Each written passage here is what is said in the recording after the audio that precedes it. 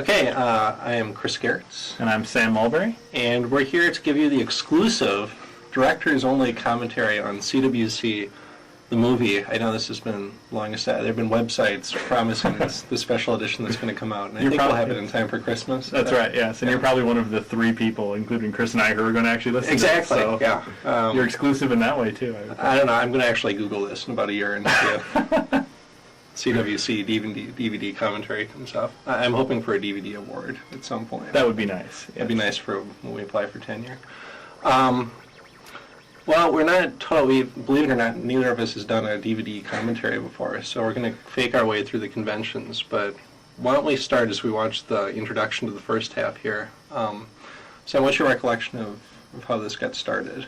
The impetus for this was? I think it was Stacy Hecht in meetings we'd had just about not liking the first day of class and how we usually just go through the syllabus. So she had the idea of doing, I think, just generally a video, and I think we ended up volunteering individually for it, and it got a lot bigger than I think anyone had planned. I think it would be safe to say this is not exactly what Stacy had in mind. No, I think not. Although our goal was to make Stacy laugh. Right, that was our standard. Will Stacy laugh at what we're doing? And so, yeah, I think she laughed. Yes, I think we accomplished that goal for sure. Well, here's the star of the show. I mean, we'll see. If you haven't seen this before, what we're going to have here is a kind of Civil War takeoff, Ken Burns homage, and this is our is it Shelbyfoot or Hortonfoot? Shelbyfoot. This is our Shelbyfoot, Kevin Craig, who will appear throughout the video. He's the shining star, and unfortunately he's very soft-spoken, so we had to amp him up a little bit. Yeah, it was interesting how much, as we were putting this together, I mean, so much of this wasn't planned. I think even as we were doing the interviews, we didn't know what we were going to do with them. But Kevin really came out as the star here. This is actually a great little moment, which I think a lot of students miss, which is David Williams' roster picture from 1988, I think. That's right. So yeah, Kevin really became the center of the movie, which makes sense because he's the thread which sort of continues CWC from its origins until now. So. Right. I mean, of the 4, the kind of founding people we talked, he's the one who's still teaching the class 20 years later. Yeah. Was there something about this being the 20th anniversary that made us want to do it, or was that just? I think it just was circumstance, or okay. Not circumstance, coincidence. Yes, it was coincidence that we were doing this in the 20th year. So. The speed limits, this was the last question I asked in my Bethel interview. I had an exit interview with Deb Harless, and she asked, do you have any other questions? And we were always told you should ask questions, and so I thought, well, why do you have a 19-mile-an-hour speed limit?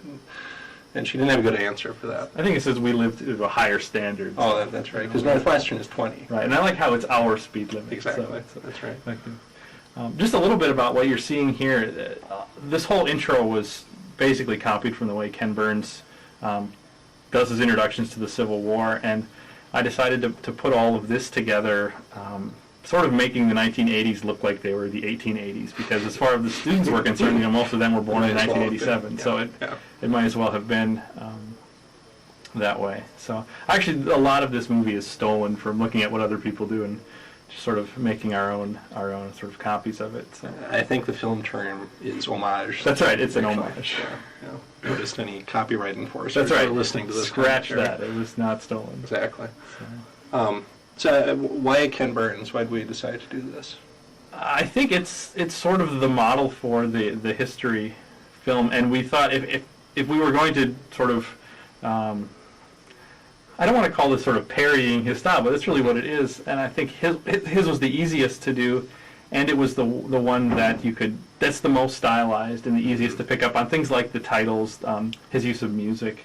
Yeah. I think we could easily do that. And I think we were a little concerned even that maybe our students wouldn't recognize it, that the Civil War came out early 90s? Late? It may have been 89, yeah. Yeah, but at the same time, this is such a common style now. Mm-hmm. I mean, if you watch anything on the History Channel or on A&E or Biography. Yeah, and I think our thinking was that if someone had seen the Civil War, they would find it funny. If they hadn't, it would just look like a good documentary. So I think that it sort of accomplished the goal either way. Well, and I think it ended up being a good documentary. Like, this will end up in the Bethel Library. I'll end up, Dinah Magnuson has requested a copy for the archives. I think you parodied it, but it's so successful. Right. This is actually a nice little piece of research. Well, yeah, I mean, the goal here was to play the first part of the film completely straight and to not really have any moment, which I think was interesting watching the students as they watched the film initially, because I don't think they knew whether it was okay to laugh at things, or even if they got certain jokes. So, I would look over at the faculty and they were laughing, because obviously we were sort of making CWC into a bigger monument than it is, probably. But I think for the students, they thought it was sort of this serious project that we were on, and as the film unfolds, they realized that hopefully we're a lot nuttier than they thought it. Yeah, it does get a bit nuttier as we go on. Devolves maybe into nuttiness. That might be the proper word. Yeah, Mike. I don't know if Mike has said the word critter yet, but that was one of my favorite moments from the first 10 minutes. Yeah, you knew it was gold at that point in the That's right. interview. Mike Holmes' folksy Texas wisdom that he brings to this.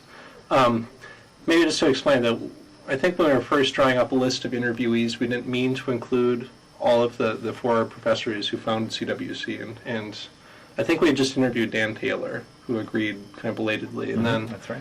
and then we just decided to knock and see if Mike was in. He was on his way to Germany, I think, and he was That's very right. kind and just set down what he was doing and talked with us for about 5 minutes and gave us essentially everything we needed to finish the Ken Yeah, I Burns mean, half. he really held it together, and he's the reason why we could do a history of CWC part. And what we're seeing right now, and just to change the subject a little bit, this is my favorite shot, I think, in terms of something that's actually looks really nice. All of the old photos that you see in here came out of I wish I could say it was extensive Clarion research, but it was about an hour's worth of flipping through old copies of the Clarion, and I actually found a set of photos. There must have been a student in the mid-1980s, and I wish I knew his name, who put together sort of a portfolio of Bethel photos from 1985, and a lot of the sort of long pans come from his one photo spread in the Clarion. So had it not been for that, I think we would not have had the Ken Burnsy feel that we were looking for. So, Yeah. But I mean, as it is, yeah, it works totally. It's really, it's exactly the right look. What about the music? Did you just? I forgot the Civil War. Was this the same theme? I took the Ashigan Farewell. I found a website that had a lot of that music on there, and I just sort of listened and thought if I could remember when he used that, and if I could remember, then I thought it was enough of sort of a major theme to use. The only piece of music that's not is when we talk about Hebrews 11, there is a recording of Amazing Grace, which doesn't come out of that. But I thought that was more appropriate than some sort of Civil War ballad to play under the scripture reading. So. Yeah, and we'll talk about that reading too. There's a little trivia. Little trivia there. Kevin is sitting in, is that CC 312? It's choir room? CC 312. Which I think we chose because that was where they originally convened. I think they met in 311 actually. So we got it wrong. Yeah, so we got that one wrong. But that was almost a wonderful bit of trivia for a CWC. As it is, it was just a really hard room to record in. You couldn't hear anything, and that was a problem. Yeah, definitely. If there was one thing I could revisit, it would be the audio of Kevin on this, because the stuff he says is such, it's gold, and it's also, he has just a way of saying things where another sort of way that he's kind of the center of this part of the film is that almost all of the titles that precede each segment come out directly out of something that he says. Yeah, the Shakespeare on the lawn. Yes, and he has this great way of saying things, and I try to use that as much as possible. I think one thing that's interesting about how this was put together is most of the interviews for the second segment, the 60-minute segment, which Chris really was in charge of putting together, were interviews that I did, by and large, and you really conducted most of the Civil War interviews. So I think that's sort of interesting.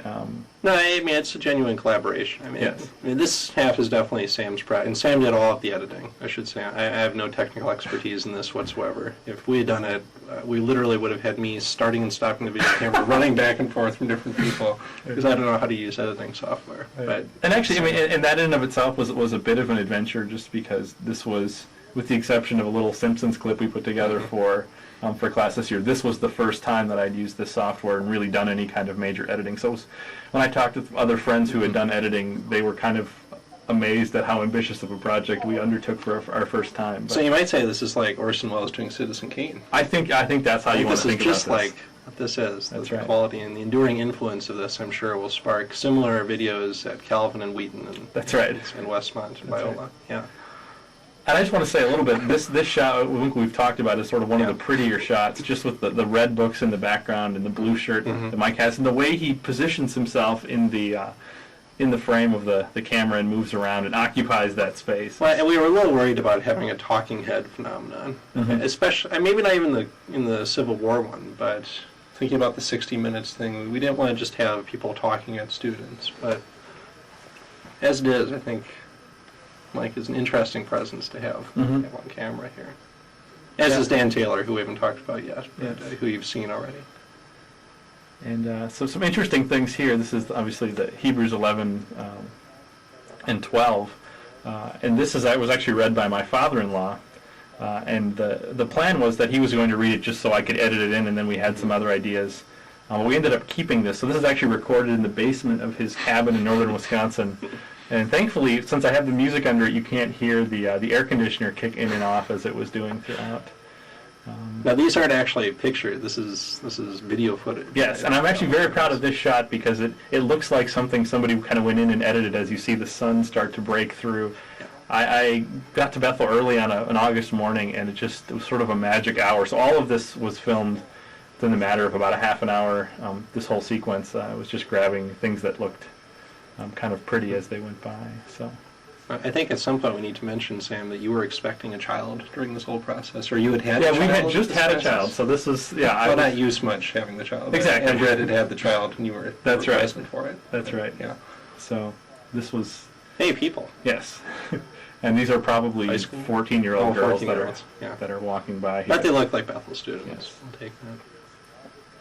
One of my favorite shots is coming up because this shot looks very peaceful and tranquil, but actually there's a lot of construction going on behind me. So That's right. if you were to hear the audio of this video, there would be a jackhammer in the background. But it looks very pleasant and calm. It's very pretty. So. Yeah. And this is actually, again, kind of stolen from Ken Burns, the thing that looks like stills, but you can kind of see the flowers Yeah. moving. And this is a great shot. Yes. This backlit kind of silhouette. So I was so excited when I saw that person walk by, and I thought, we have our shot right there. So.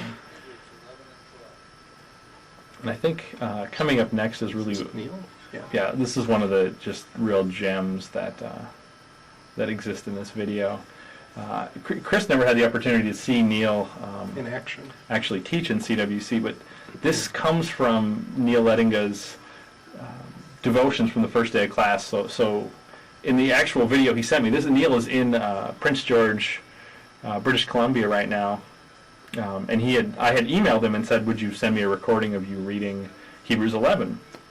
And I was thinking he would send me a tape or maybe a CD of it, and he actually had his son shoot some video of him reading it, but then he also went on to talk.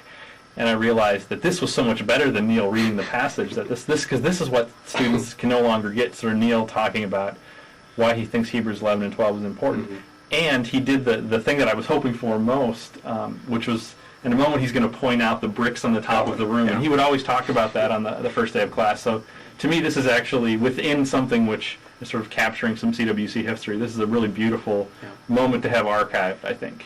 And there was much more than the footage. we Yes, used, right? yes. Is And that if- going to be on the DVD as well? Yes, if I can Excellent. manage to fit some of this stuff onto the DVD, if you look under special features, hopefully you will find the full-length Neil Lettinga interview, which would be about 20 minutes of him reminiscing about the beginning days of the class. Well, hey, if we can't fit it on, we'll just next year come out with a special 2-disc That's edition right, the box and set. rake in more So- merchandise and profits. That's Yeah, right. Yeah.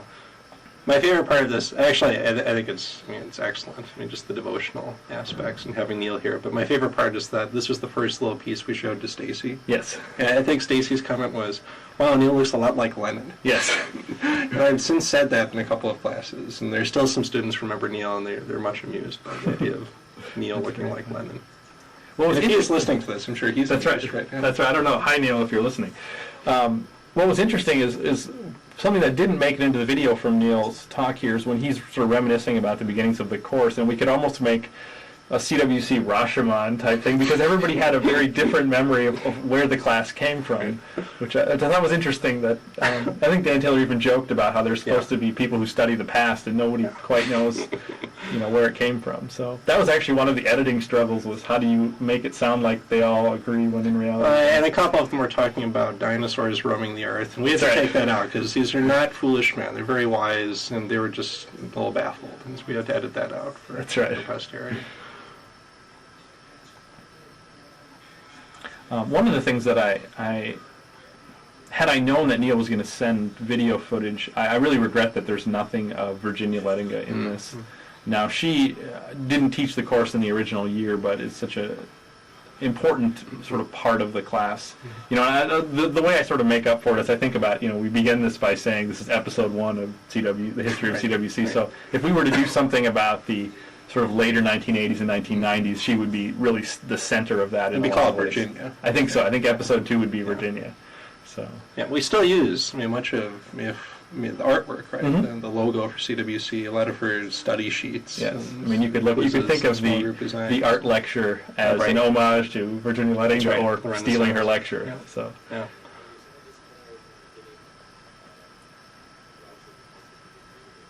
So again, there's another shot from the Clarion, and I have no idea who these people are, but it looked like people meeting and having discussions about kind of what Dan Taylor's talking about here. Mm.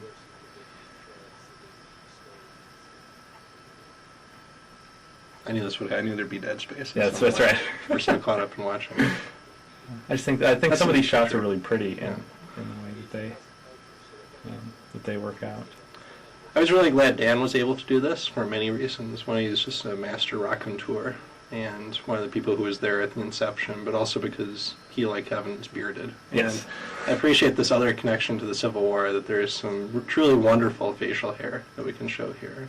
Which it's actually interesting you bring that up, because as I was doing the Clarion research, my hour of Clarion research, I noticed that everyone in the mid-1980s had beards. Yeah, yeah. I mean, Well, here we you can go. see here, there's facial hair on every person that we have here. Mike is sort of the rebel by just having Yeah, a mustache, but almost Dan clean has shaven there.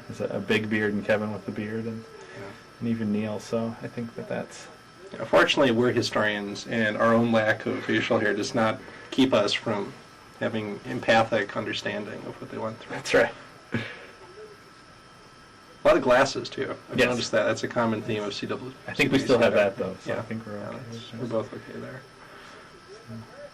And one of the things that I had hoped, as students watch this, and I'm sure this isn't the case, but that they would see these things and, realize that someone like Mike Holmes was still at Bethel, and that they'd want to go talk with him about this. Because I feel like in talking with them, we just had the opportunity to scratch the surface on some of their memories. And I think with Mike, we literally sort of, there's no preparation. walked into the room and said, "Hey, Right. can we tape some things?" Right, So, right.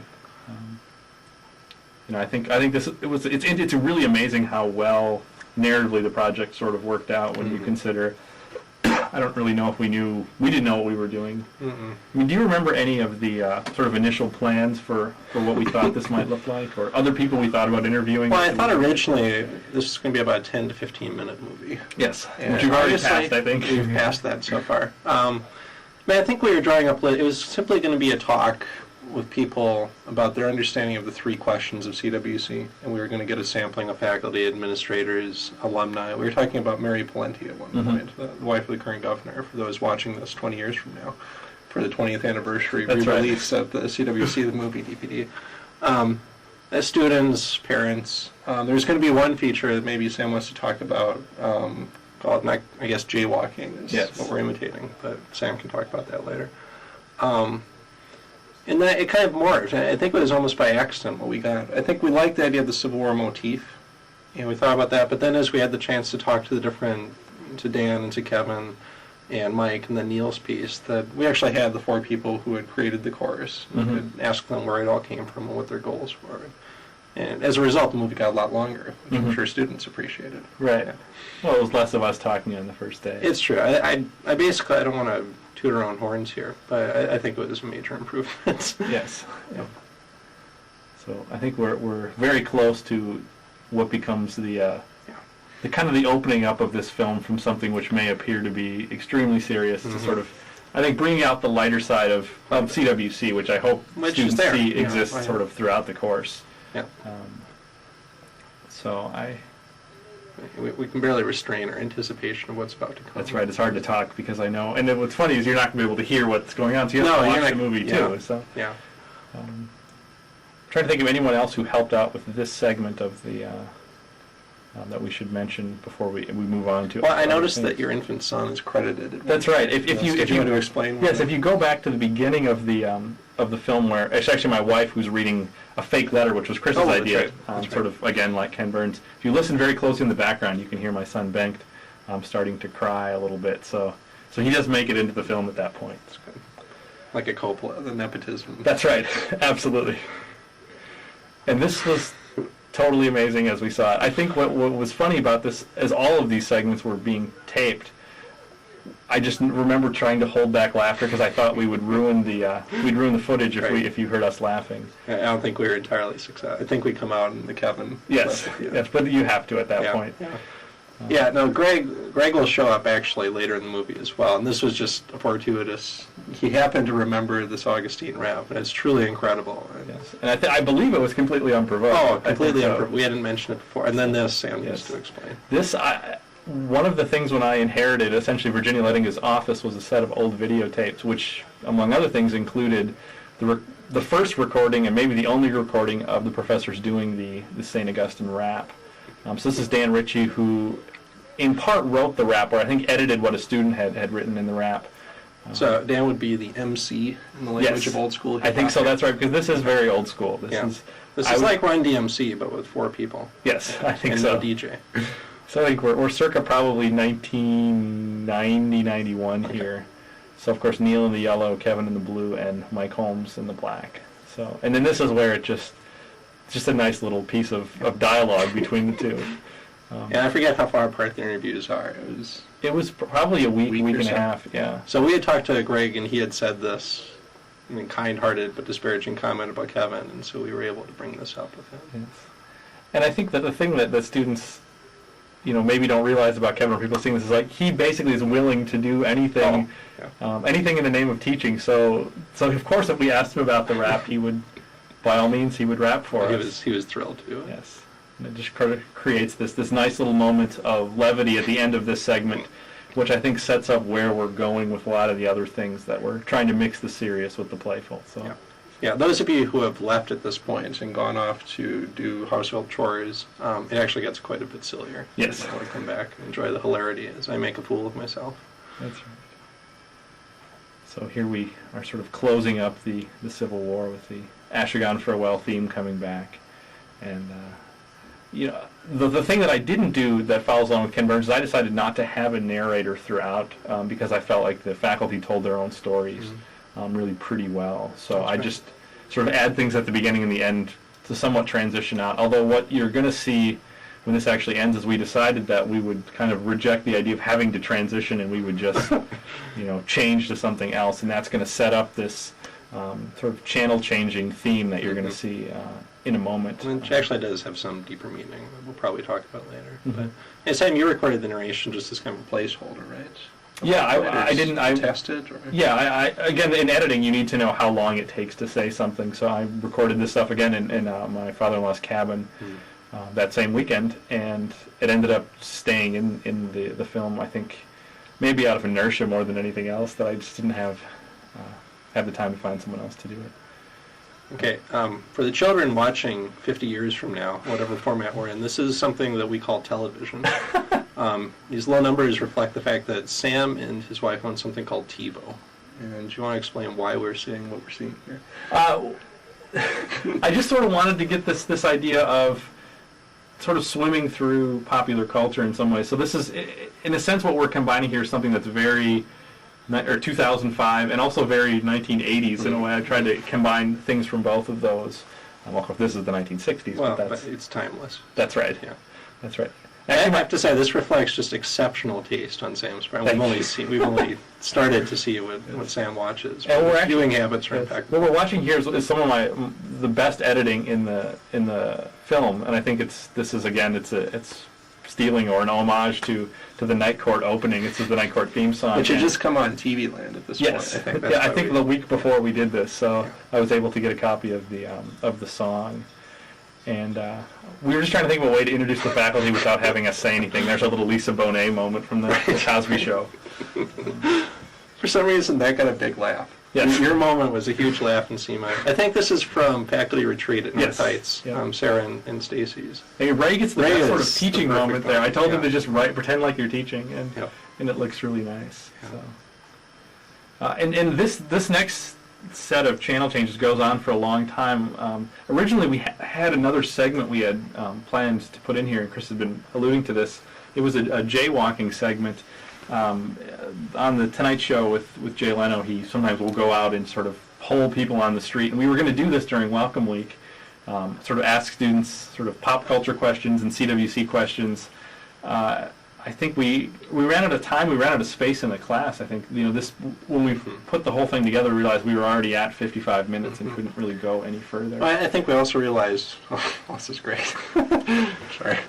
I think we also realized that it was tough to ask good questions because we didn't want to make things too easy or too hard. We didn't want to make people feel just especially foolish. Right, because this was trying to welcome them to the course. Yeah. So, and I have to say that the Matlock and the Murder She Wrote entirely for my wife. She's okay. a big fan of those, so I put those in for her. There's Bo Bice and Carrie Underwood. Oh, very good. Here we go back to the 1980s then with. Or as people call them in the year 2130. That's right. Ooh, and Carrie what? And this is a little clip from Homestar Runner. So here we're even moving outside of the idea of television just for a moment. And I actually had students come up to me and want to know how I knew about that. So I tried to explain that we're people too. And Very have old sense of school humor. here. That's right. Okay, here we go. Yes. And I think the thought here was that we would begin by having it look like it was another channel change. And I guess the one thing we're going to see here is a lot of really bad blue screen. Yeah, very bad. We went into the TV studio that the comm department has, and they do have a blue screen. This is how it turned out. I don't know who I'm channeling here. I wanted to be Stone Phillips, but I don't think I really have the gravity to pull it off. So what was some of your thoughts in terms of how you edited this together? Because I think, talk about how this was put together. We had done all these interviews really kind of earlier in the summer, and you were kind of commissioned to deal with the three big questions. Well, I mean, if you haven't taken CWC and you're watching, and I don't think that's anyone, but I'll just say it anyway, is that CWC is structured around three big questions of how the individual relates to God, how Christians relate to the church, and then Christians and culture especially. And so we just thought we'd kind of prime students for those issues by getting a variety of perspectives. I think this is kind of where we started originally, is we just wanted to talk to different people, partly just to show them that people at Bethel can disagree with each other, and it's not the end of the world, but to have them talk about why they think the way they do, and hopefully hint that there are historical influences in this cloud of witnesses idea. So this is, as David Williams calls him, the general. George Breshover is the president of Bethel at the moment. Now, you might be wondering, why do you not see George Breshover at this point? And you will never see him in the film. And you will not see him. Partly we like the idea of George, as I call him, being the voice of God, or at least the voice of Bethel. But mostly it's because everything else here has been filmed by Sam, who did a perfectly good job of doing it, despite his apparent lack of knowledge, which I'm not quite sure I believe. I, however, filmed George's interview. And here's Kevin in costume, which he actually wears the Augustine costume. But unfortunately, George at this point had torn his hamstring and couldn't sit down, and so he wanted to stand up, and he stood up in front of the window in his office. And I didn't think twice about it. I set up the camera, and so when we saw the actual footage, we didn't see a whole lot of George. We saw a lot of window. It was sort of like he was in the witness protection program. Which didn't seem to make sense. That was a funny thought to us, but we decided probably for the better not to do it. And at this point, we just get into oddity, I think, with a lot of these transitions. And this was one of the last things I think we recorded this day, because we got so... And the heavens opened just as we started to do that. It was actually a nice day before that. Yeah, and so that actually worked very nice. Is this Bingham? Yes. This is Bingham. And this is Hildegard. And again, like I said, Kevin is really willing to do anything we would think of. Here you can see some very bad blue screen again. You can see through Chris's head, which... No, this is actually true. My head, unusually, it's a rare condition, but I've seen it on House now. Translucentia, I think it's called. There you go. go. See through people. So I'm actually a ghost. And people don't realize. Because you have to go back in time to talk with Hildegard. That's right. But this was it's a little odd thing that we decided to not change. What I think is funny about whenever you see Kevin in costume, part of why Chris's head is positioned where it is because Kevin's wearing a bright pink shirt. Right. And the costume was really just covering what you see, so his head is strategically placed in all of these. Here we need to give some credit to the theater department. Meg Zahner helped us kind of rig up a nun's costume. There's a technical word that Kevin kept using that I don't know for what it Yes. is. But apparently when they did The Sound of Music a few years back, all I did for the nuns is take black T-shirts, you stick your head through the neck hole, and then there's a white piece of cloth that covers the forehead, and that makes you look like a nun. And this got a big laugh from the students, which of course was the goal. So I think Yeah, exactly. So actually I didn't hear anything that he said. That's but right. It was worth it just for the laugh. I think that's actually one of the interesting things about showing this film on the first day is we're introducing them to a lot of people that they've never heard of. Mm-hmm. And part of me would love to show this at the end of the course and sort of say, well, now you know who these people are. Maybe Right. you can understand what we were trying to say. But I think it also worked very well. The issues come out, I think, for sure. Yeah. This is Bob Merritt, who's the pastor at Eaglebrook Church, and was kind enough to give us an interview. He was, I think, actually the first person interviewed. Mhm. This is the first footage shot for the video. I think the only outdoors interview as well. Yes, that is. That Yeah. is. He was. That film was actually shot, I think, 9 days after my son was born. It was one of the first times I left the house after Banks was born was to interview Bob Merritt. Mm. So here's Deb Harless in the And Annie asphalt. said, "Where are you going, Sam?" He said, "I'm about to go shoot a movie for CWC." And Yes. he said, "That's the worst excuse I've ever heard. Get back here and take care of her child." Well, she was a TA though, so she was all understood. for it. Yes, Yeah. she understands that this is the moral center of Bethel. So. Deb Harless, I don't know if we mentioned this, but she had taught CWC. Right? Yes, yes. As a psych professor. Mhm. Yeah. Yeah, I believe that I TA'd at least one of the years that she taught the course. And again, for some reason, everybody I can remember them lecturing on Calvin. I'm pretty sure she lectured on Calvin at some point. And you can tell, I mean, it's almost as if we've fed her people to talk about, but she makes a lot of nice CWC-worthy allusions. So here we are in the Great Hall. This is the part where I worried that lawyers might get involved at some point. And I think what's interesting about how these sort of transition scenes were shot is that it also kind of gives students on the first day an introduction to a lot of places at Bethel. Yeah, I mean, this is we're true. really all over the place. So it'll be interesting to see how this plays second semester. Yeah, now that people have been through it. For that last, we need to give at least some credit to Monty Python. We saw a little clip from The Holy Grail, which I've used in CWC, and I think as much as 60 Minutes or Dateline, Monty Python was inspiration for this. I think both of us have been, as usual with history nerds, Monty Right. Python fans. That's And right. I thought of that last thing. It's a very poor homage to something Eric Idle does once when he's doing, I think it's a fake documentary on old ladies who are around like thugs beating up young men. And at one point he's walking down the street and he falls through an open manhole cover. And I really wanted to do that, but we don't have manholes at Bethel. And I didn't really want to fall into a sewer, so chose the stage. And again, here's Kevin with the ruins of Carthage behind him. So Augustine is kind of another unifying figure, because Mhm. he ties together the first two pieces at least. Mhm.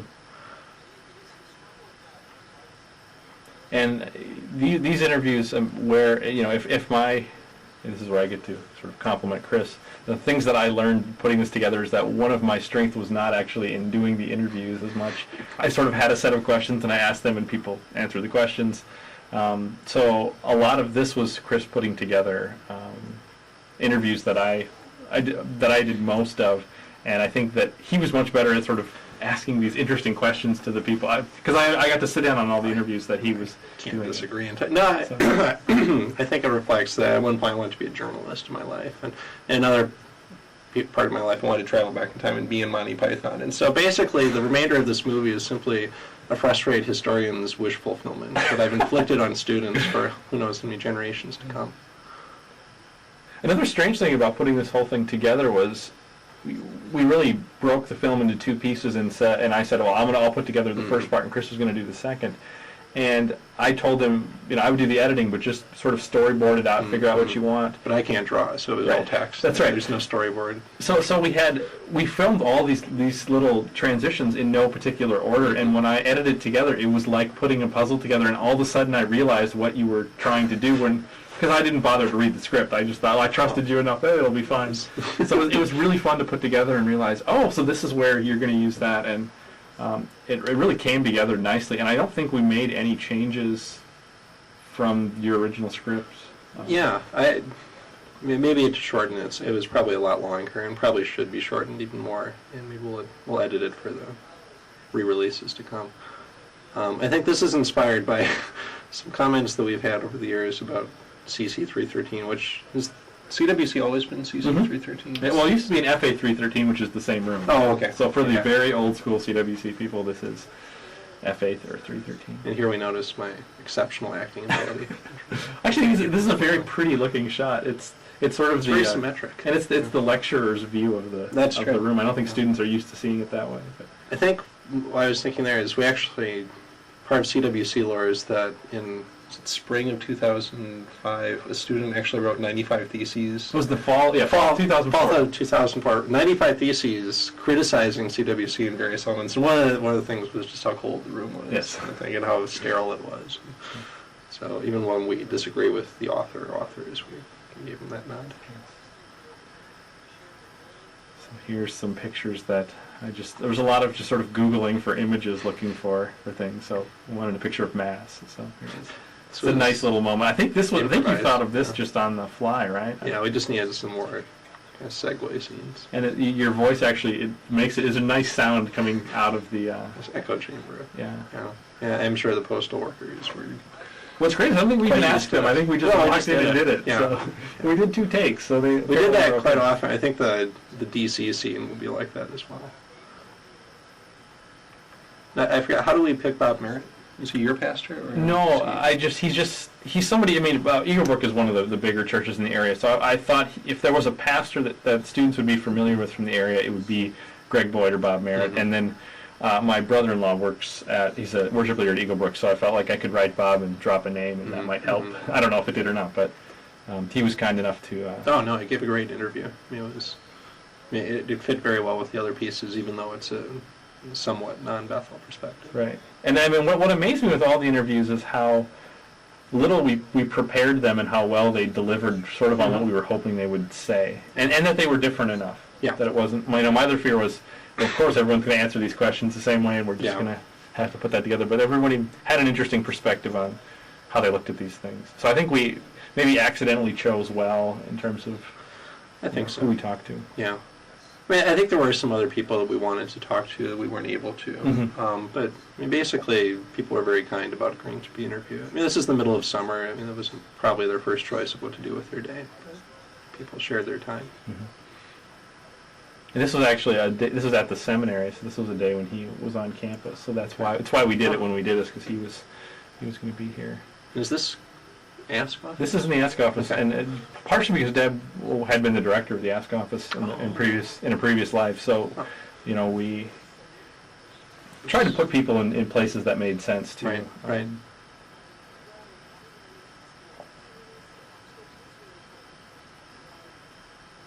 It's another one of those sort of dead times. Dead spots? Looking at the screen. Well, one thing I would say here is, one reason maybe you see so much of Deb, besides the fact that she gives really nice, concise answers that are easy to fit in, and she talks about Augustine, is that she unfortunately ended up being, I think, the only woman we interviewed. That we were able to interview, yeah. The others we contacted for various reasons, like you said, it's the middle of August, Right. and a lot of people are gone, so we weren't able to get a hold of Judy Mosman, who would have been another really Yeah. nice interview.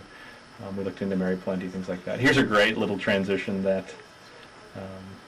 I've heard anecdotally this got a good laugh. I don't Yes. remember that in CMOD. This definitely did, and I think the thing that gets the laugh more so than grabbing the ice cream is the take right before. So how you look around, it's sort of very well done. All those improv classes helped out. There's his phone. That was my phone ring. I'm a very popular person. Yes. I'll have you know though, Chris did not actually eat ice cream there because No, it was very watery and and disgusting. it would have been great if you could have, and we could have seen it kind of drip down. And I would have wished it was a hot day. Yes. I do remember some of the DC workers looking on either in amazement or wondering what's going on. This is it was interesting. All these sort of kind of incidental shots of Bethel. In mid-August, it's really hard to find people at Bethel. So a lot of these, I was walking around trying to find any person I could who was doing something, and then to try to not feel creepy, just recording certain places. So there are moments where you're going to see little kids walking around Bethel because they were the only human beings I could see. It's an interesting population at Bethel in Lake July in August. It's the football team and it's 14-year-olds. Yeah, I think Girls State was going on. Oh, that's right. So here's where you can see a couple little kids walking down there on the stairs. I'm sure they're. This 10 or isn't actually 11. what freshmen look like at Yes. Bethel. We do a Paseo. They're but it's prospective not quite students. as- That's right. Matt Runyon? Yes. Did you say anything about? He was. I don't really remember why he was. Why we? I know we picked him because there wasn't. Eldon Fry had just left. Oh, that's right. There wasn't a campus pastor, and Right. he was the first name that came to mind. And he actually was a great choice because I didn't realize that his big part of his job was being campus pastor in charge of missions. Oh, yeah. Which actually Yeah. fit really well, and the things he was talking about really had tied into that. Mm-hmm. And I think that was. And I think someone that students would recognize and Mhm. probably get to know at some point. Yeah, we definitely wanted at least one person from campus ministries. Yeah. Yeah, by the way, the people who are calling me were probably hotels. I'm about to get married at this point. I'm trying to reserve rooms for next July, and I had to leave a bunch of voicemails. So I probably just lost the Hilton Garden or something. But it was worth it for this commentary. That's right. It's just that important to me. And I'm sorry, Katie.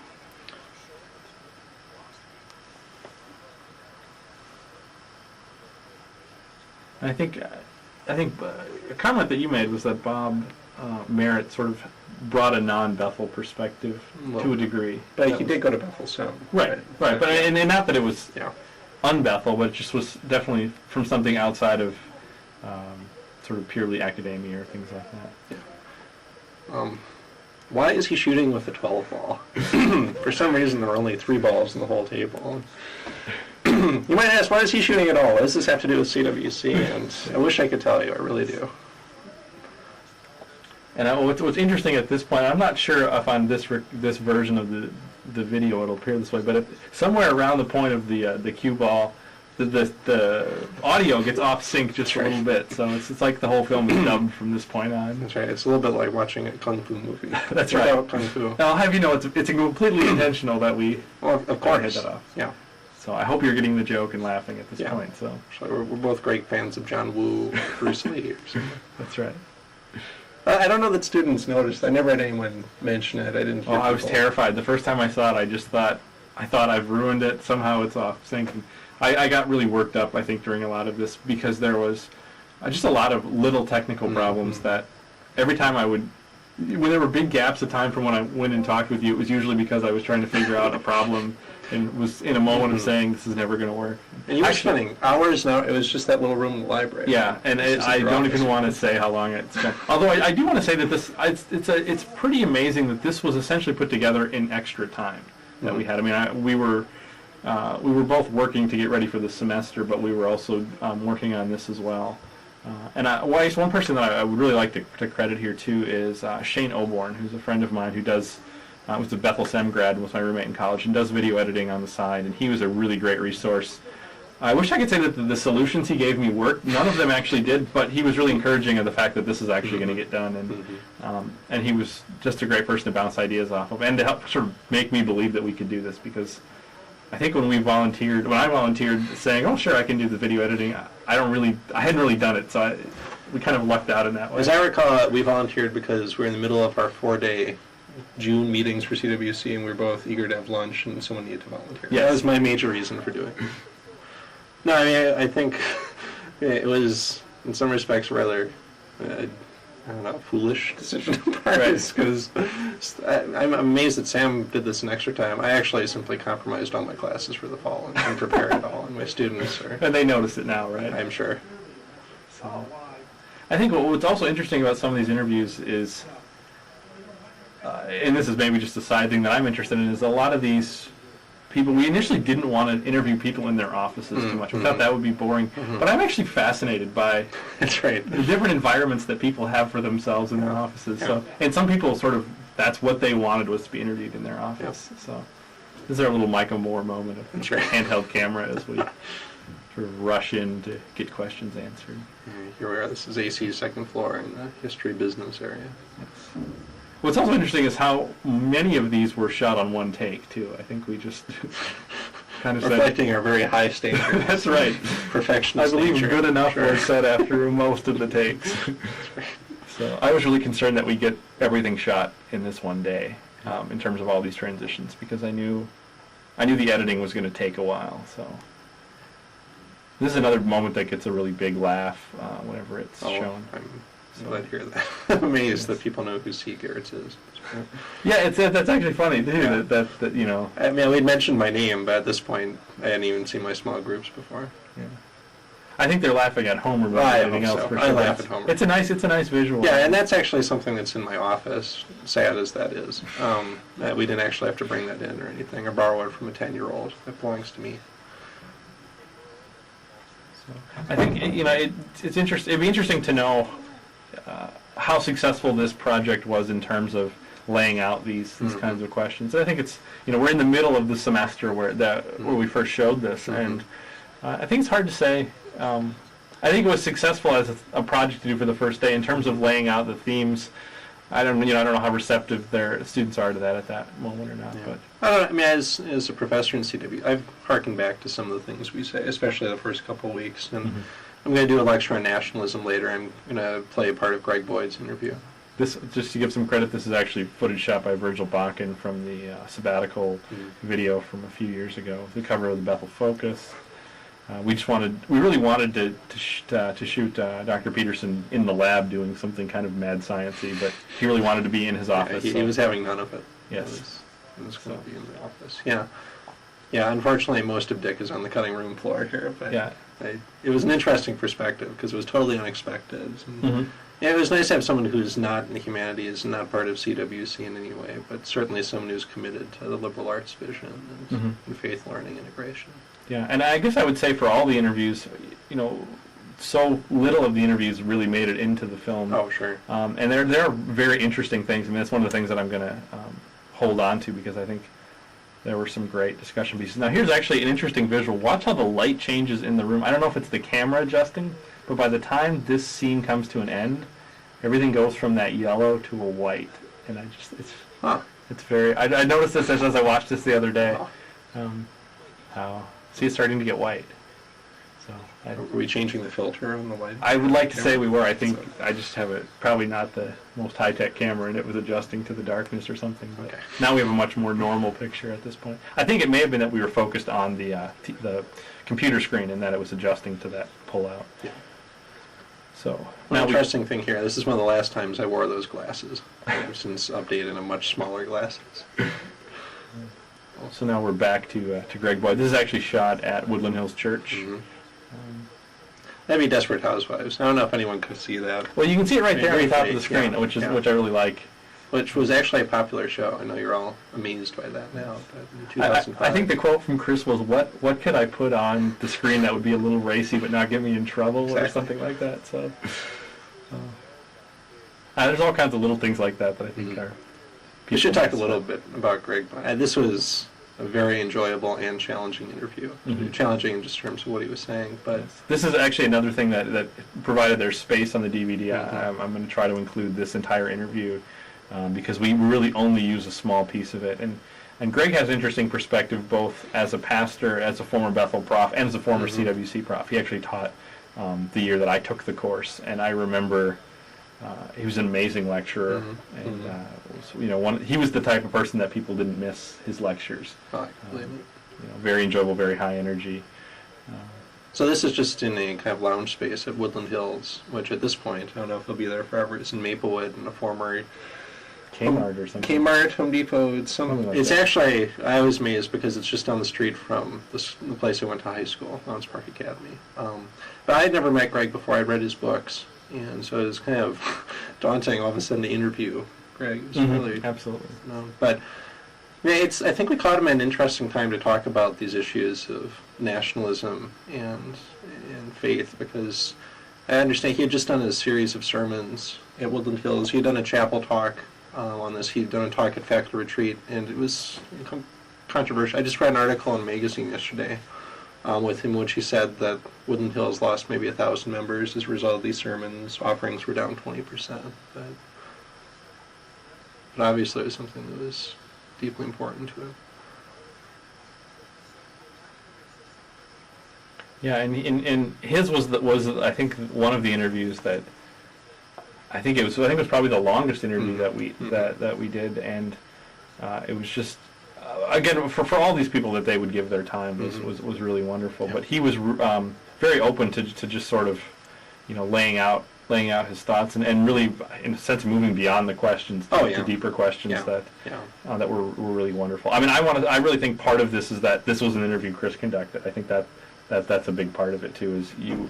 I mean, I think had I done it, Greg would have pushed me beyond the questions, but I don't know.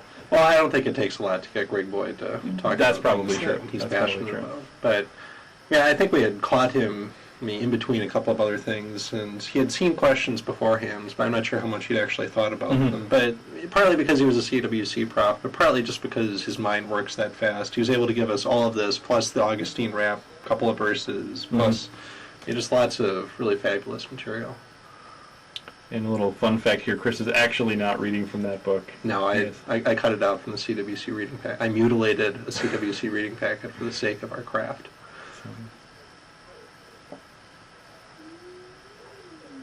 And I think this is video that will probably come back in the course. I know you were thinking of doing this when we Yeah. talk about Yeah. modern nationalism and Right. stuff like Right. that. Yeah. It's really challenging stuff, and I feel like, in a sense, some of the most challenging parts didn't entirely make it into the video because they would have taken so much to unpack Right. elements of that. So But I think it's enough that if students, by this point, students are probably drifting a little bit with all the stuff we had in there. I mean, some I heard feedback from really were engaged with it, but this is something I hope they took away from it because even if they totally disagreed and maybe were offended by what he was saying, it was something they noticed and kind of alerted them to the idea that CWC isn't just names and dates, but it's a really important, in some ways, divisive issues. right. And I want to believe that there were, of the 400 some freshmen who saw this year, that there were a couple who went to both Eagle Brook or Woodland Hills because they Yeah, saw. I think that. so. You know, I would hope so. And maybe that's a little ambitious. No, I of mean, a I hope. know. I actually, in the couple of weeks after that, I had a couple of students in my small groups mention that either they'd gone to Woodland Hills or were going to Woodland Hills because of this.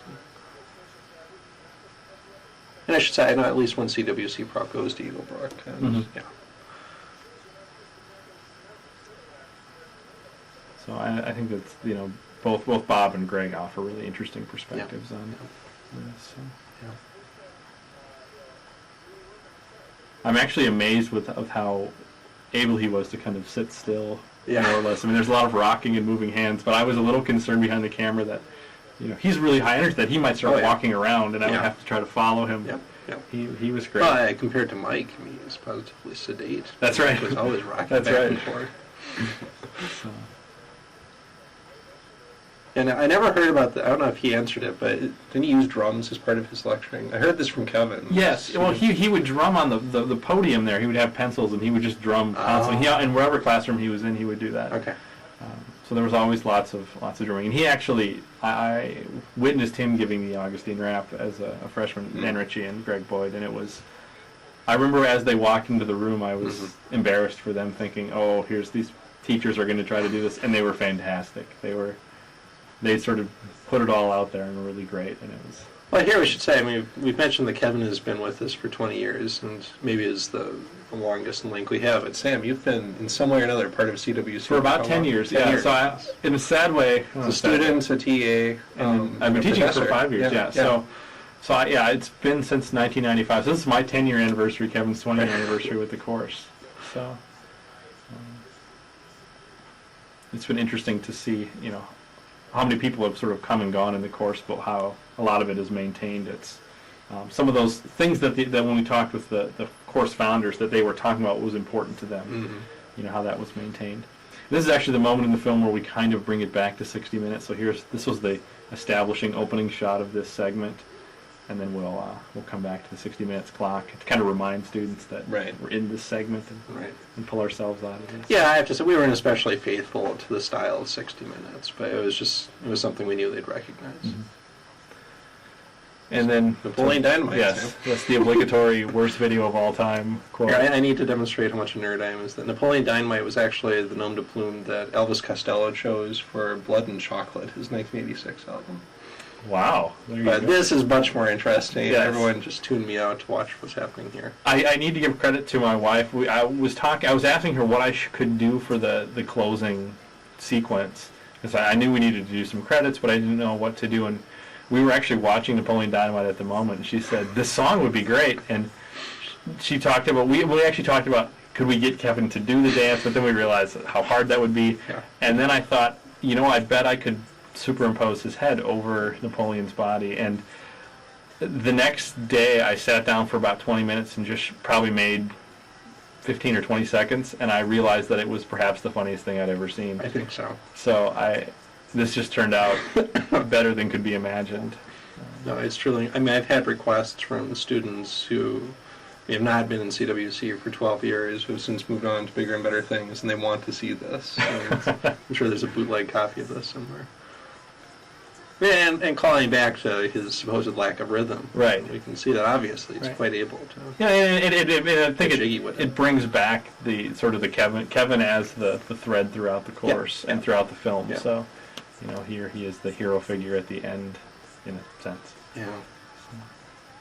I still have not seen all of Napoleon Dynamite. I'd watched half of it last Christmas with my younger cousins, so I hadn't seen this part, but I saw it, one at a Timberwolves game, and then I also saw it in chapel. I think one of Elvin Fry's last sure. chapel talks, he used a clip from this, so I was vaguely familiar with it, but I think it's funny on its own merits. And this actually, we got big applause at the end. So I think Yeah. partly is I have a clip of applause at the end of this, so Yeah. that sort of maybe primes the pump a little bit. But. Well, one thing that's been interesting is, to some extent, we continued this theme of Kevin being this guy who'd be willing to do anything for a laugh and be in costume throughout CMOD for the first few weeks. Because he does one lecture, or at large group as we now call them, where he actually acts as Augustine. He dresses up in the toga, and we introduced him as Augustine, and he got a big round of applause as he walked in the door. Well, this sort of brings our commentary to a close here. It's just been fun. I wasn't sure we could fill up the time, but No, we did but all right. Obviously, we'd like to talk about ourselves. That's right. We hope you enjoyed it. Yeah. Thanks for listening.